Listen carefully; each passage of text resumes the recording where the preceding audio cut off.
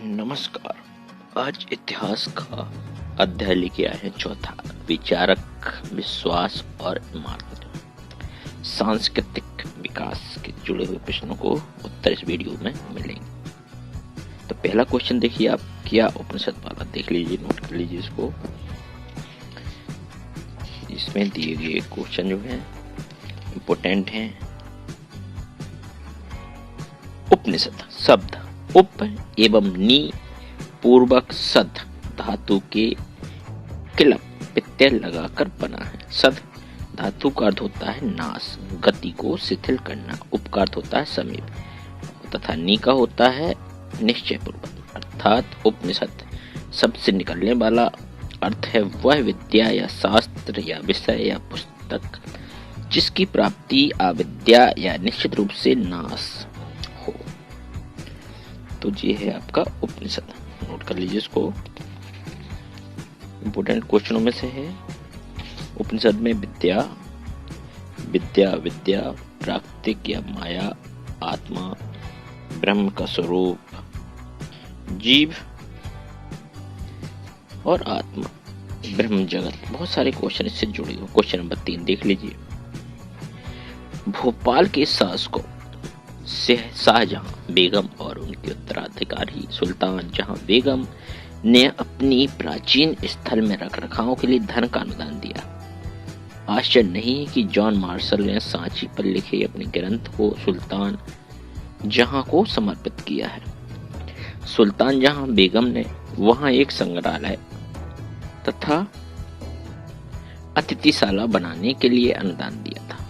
वहां रहते हुए भी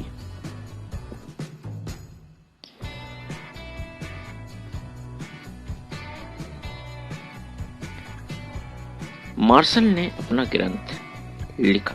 इस पुस्तक के विभिन्न ग्रंथों के प्रकाशन में भी सुल्तान जहां बेगम ने अनुदान दिया, इसलिए यह स्तूप बना रहा और इसके लिए भी इसके पीछे कुछ विवेकपूर्ण निर्णय भी महत्वपूर्ण भूमिका निभाते हैं। क्वेश्चन नंबर देखते हैं अगला। धनवंती ने कुषाण शासक होविस्क के शासनकाल में 43वें वर्ष में गर्म मौसम के पहले महीने के 8वें दिन का उल्लेख किया। देख सकते हैं आप। खाका धनवंती ने बौद्ध धर्म में अपना विश्वास प्रकट करने के लिए बोधित्व की स्थापना की है। देख सकते हैं पूरा काखा गा घा ड़ा दिया है, ड़ा वाला है। उसने यह पाठशाला भिक्षुणी बुद्धिमाता से सीखा था। क्वेश्चन नंबर 5 देख लीजिए। हमारे मतानुसार स्त्री पुरुष संघ में इसलिए जाते हैं जिससे वे बौद्ध धर्म का नियमित ढंग से अध्ययन कर सकें। क्वेश्चन नंबर 6 देख लीजिए। सांची में उत्तीर्ण स्त्रियों की मूर्तियों को देखकर अनुमान लगाना कठिन है कि इनका चित्रण किस संदर्भ में किया गया है, क्योंकि ये मूर्तियां बौद्ध धर्म से जुड़ी हुई हैं।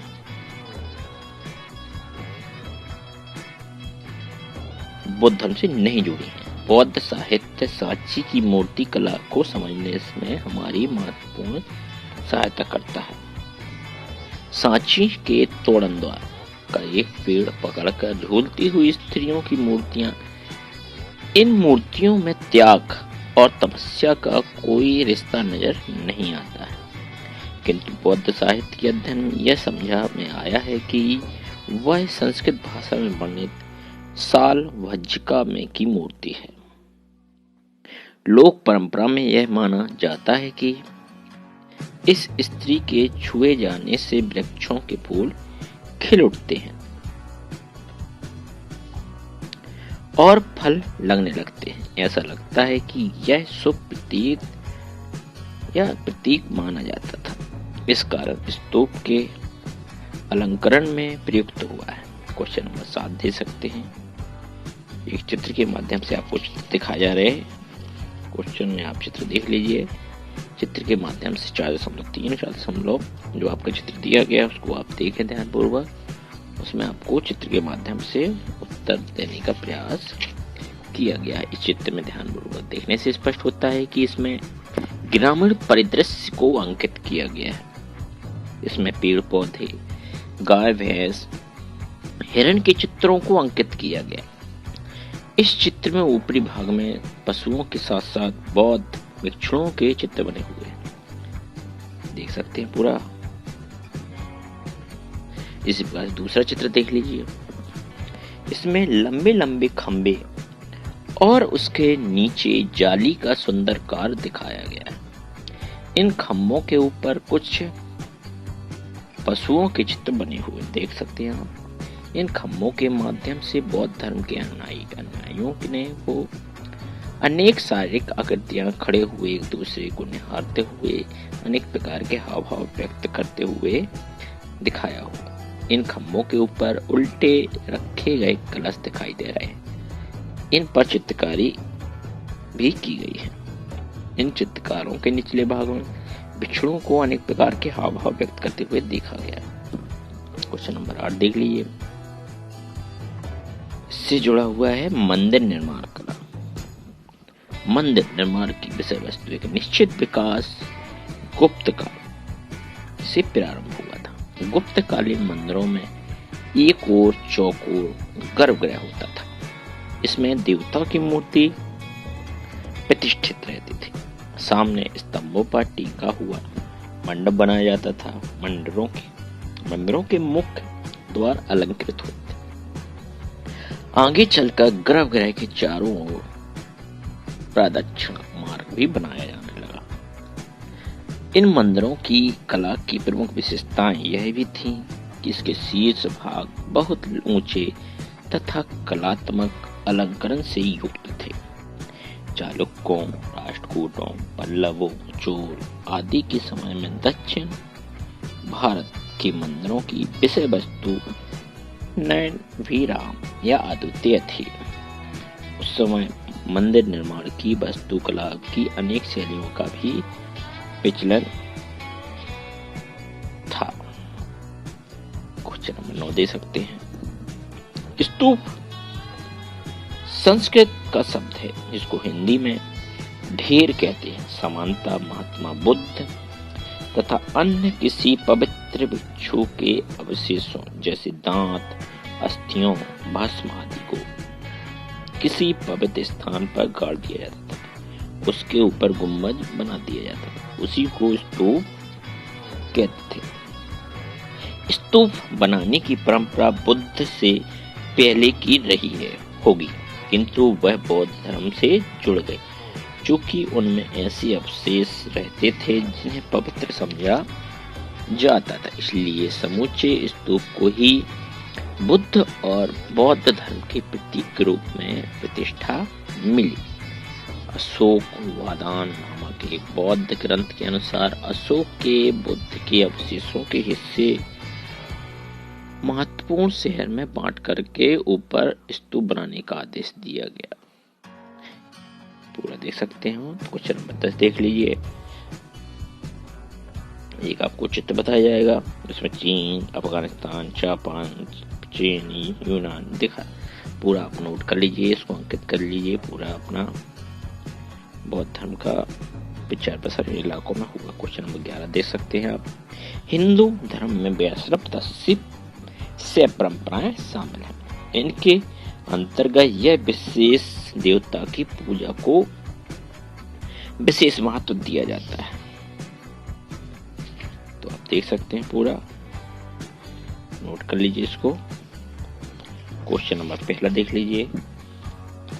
जैन मत के अनुसार भिक्षुओं सिद्धांतों के बारे में वर्णन करना है। तो आप देख लीजिए, पॉइंट बाय पॉइंट दिया गया है। दूसरा क्वेश्चन महावीर स्वामी का जीवन परिचय। इनका जन्म 599 ईसा पूर्व के लगभग वैशाली के निकट कुंडल ग्राम में हुआ था। उनकी माता का नाम तेस्ला और लक्ष्मी राजा चेतक की बहन थी। उनके पिता का नाम सिद्धार्थ था। सिद्धार्थ तेस्ला पार्श्वनाथ के अनुयायी थे और जी आगे चल करके 24वें तीर्थंकर कहलाए।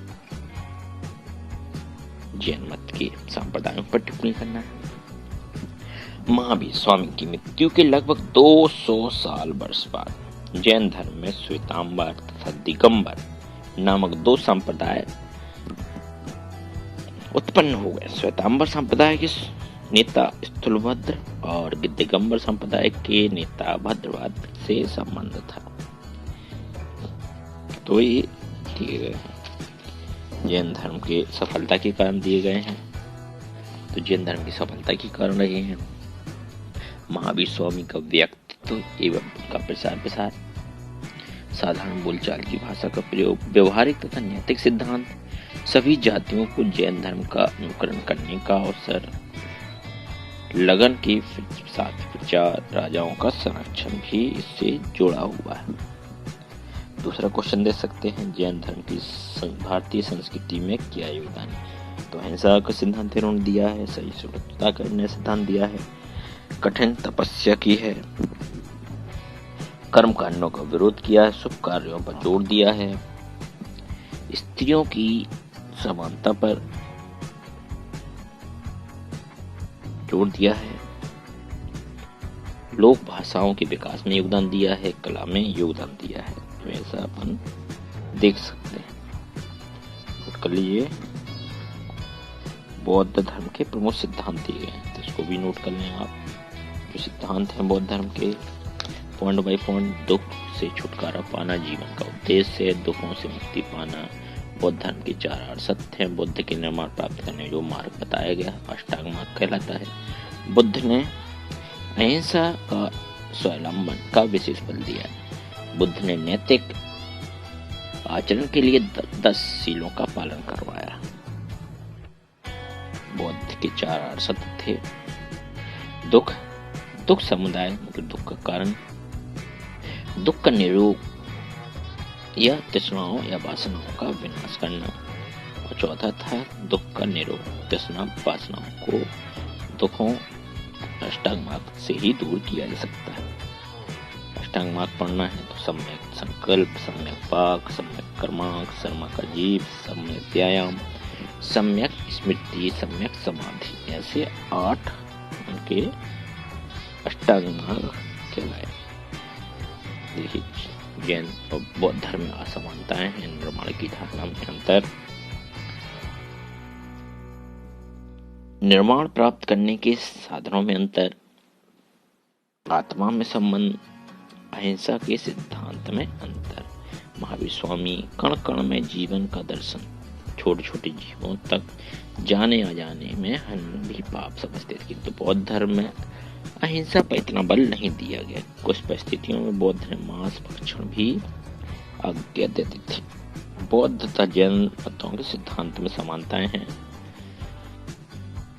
दोनों ही धर्म सुधारक या सुधारवादी मत थे। दोनों ही मतों में का मूल सिद्धांत सांसारिक कष्टों, जन्म मरण के चक्करों से छुटकारा पाना था। दोनों ही मतों में जातिवादी का विरोध किया गया। दोनों ही मत में मानवतावादी, बुद्धिवादी तथा आदि पर भी इसमें बल दिया। तो कुछ देख सकते हैं आप, जुड़ा हुआ है बौद्ध धर्म से। बौद्ध धर्म के सिद्धांत भी दिए गए हैं। वैदिक धर्म का विरोध, अनीश्वरवाद, अनात्मकवाद, कर्म एवं पुनर्जन्म में विश्वास, निर्वाण, क्षणिकवाद, 4 आर्य सत्य, अष्टांग मार्ग जो आपको बताया गया है, 10 सील, स्वावलंबन पर बल, ये दिए गए, तो इसको नोट कर लीजिए। चौथा क्वेश्चन देख सकते हैं, बौद्ध धर्म के उत्थान, अनुकूल धार्मिक तथा सामाजिक परिस्थिति, जाति पाति के भेदभाव का अभाव, कट्टरता, असहिष्णुता का अभाव, बुद्ध का व्यक्तित्व तथा चरित्र, सरल तथा लोकप्रिय भाषा का प्रयोग, बौद्ध धर्म या बौद्ध संघ, मध्यम मार्ग का अनुसरण, धनिकों का सहयोग तथा राजकीय संरक्षण। ऐसे पॉइंट बाय पॉइंट आप लिख सकते हो। हेडिंग चाहो तो आप हेडिंग लिख के भी आप वर्णन कर सकते हैं। बौद्ध धर्म में धार्मिक कट्टरता तथा असहिष्णुता के अभाव के कारण सेठ साहूकार तथा राजा महाराजाओं ने बौद्ध धर्म को अपना लिया। उन्होंने बौद्ध धर्म के प्रचार प्रसार में बहुत बड़ा योगदान या सहयोग दिया। देश विदेश में भी इसका प्रचार हुआ। अशोक, कनिष्ठ, हर्षवर्धन आदि सम्राटों ने भी इसका प्रचार प्रसार किया। अगला क्वेश्चन है बौद्ध धर्म के पतन के कारण क्या थे? तो आंतरिक मतभेद, भिक्षुओं के चारित्रिक पतन, जनवादी संगठन की समाप्ति, राजकीय संरक्षण का अभाव, बौद्ध धर्म का उच्च वर्गों तक सीमित रहना, कुमालिक तथा शंकराचार्य का विरोध, तुर्कों के आक्रमण आदि इसके बिंदु थे। इसके कारण बौद्ध धर्म का पतन हो गया। बौद्ध धर्म में महायान, हीनाय, ब्रजाएं नामक संप्रदाय उठ खड़े हुए। इसके आंतरिक मतभेदों ने बौद्ध धर्म के पतन पर शुरू कर दिया।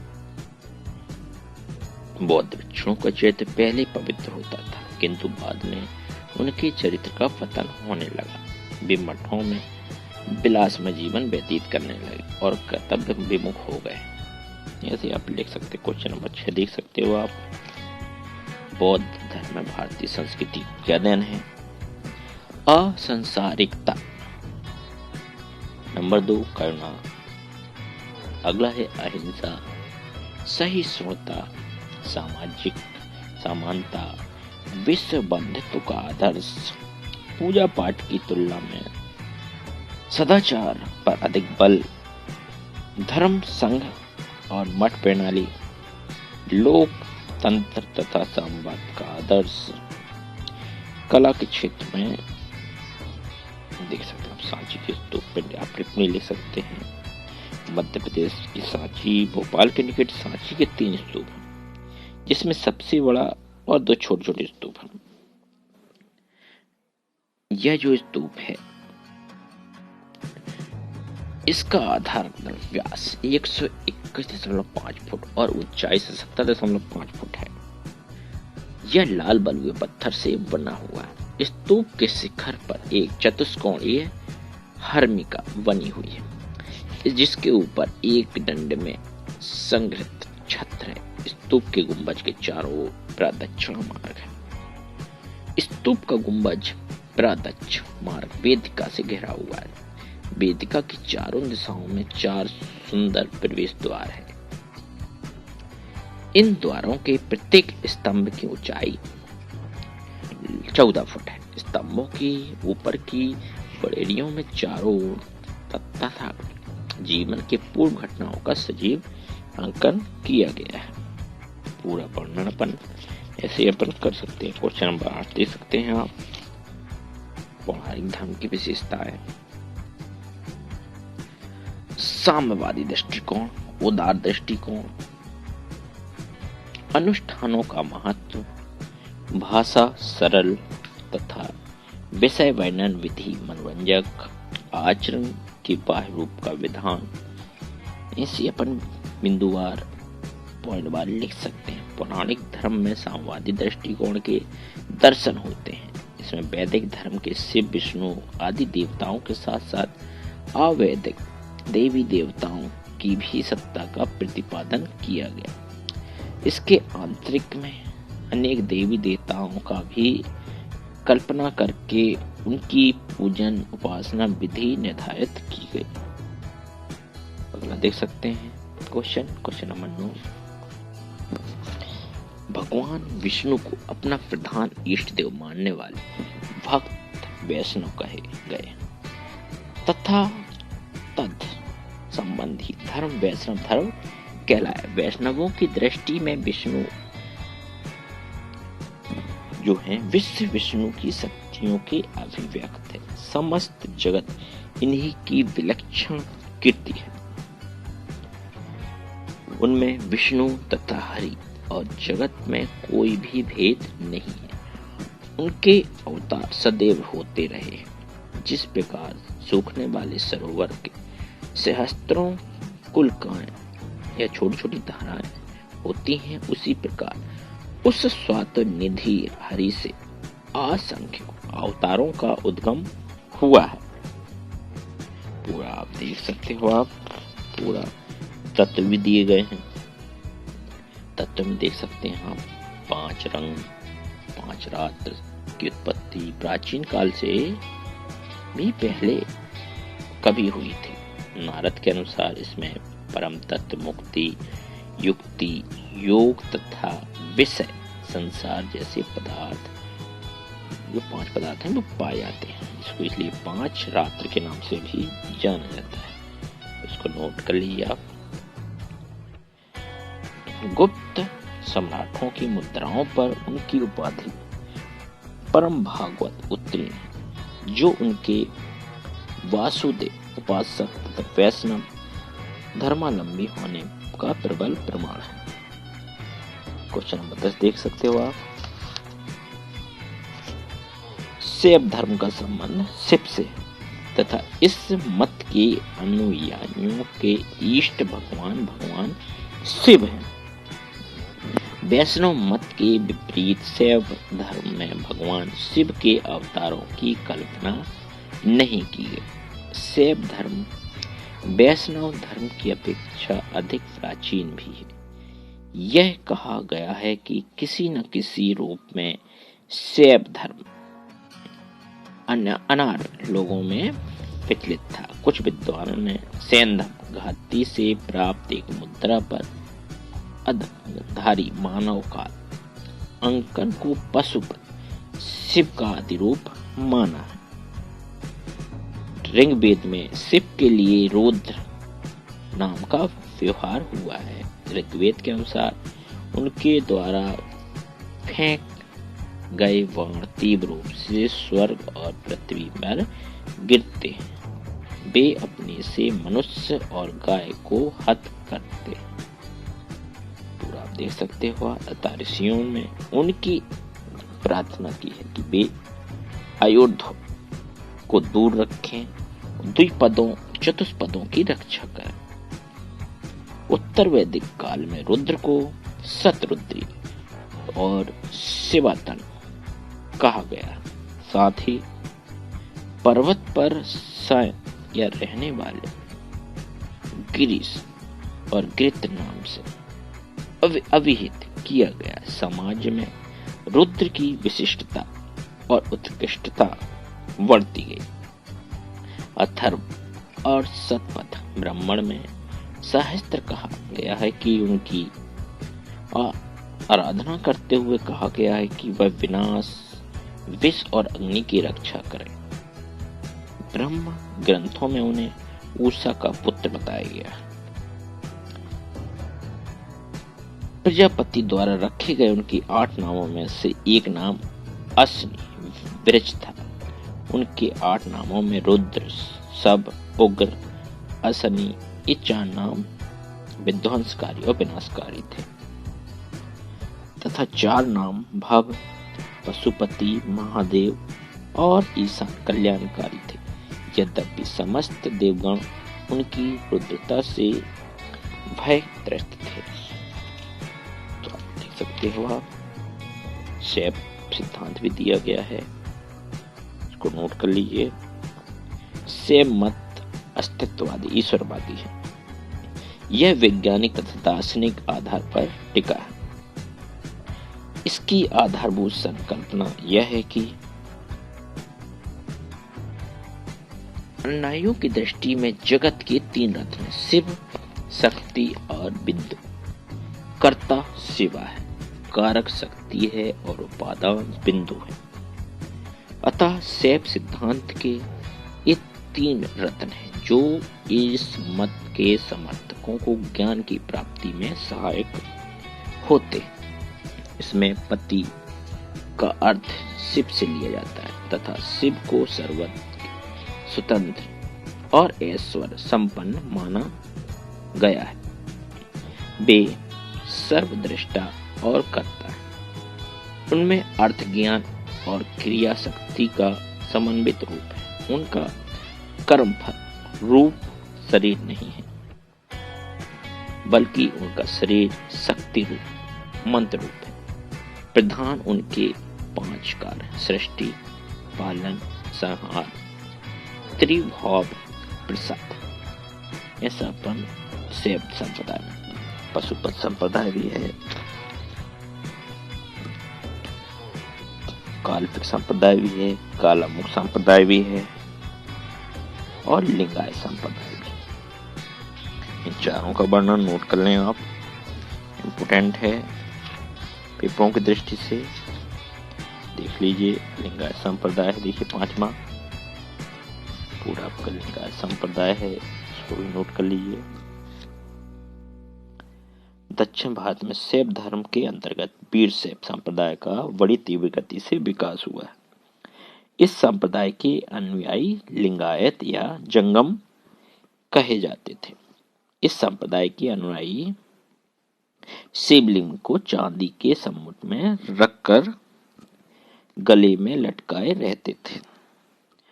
देख लीजिए वीडियो कैसा लगा, कमेंट बॉक्स जरूर करिए, ज्यादा लोगों तक शेयर करना है। जय हिंद।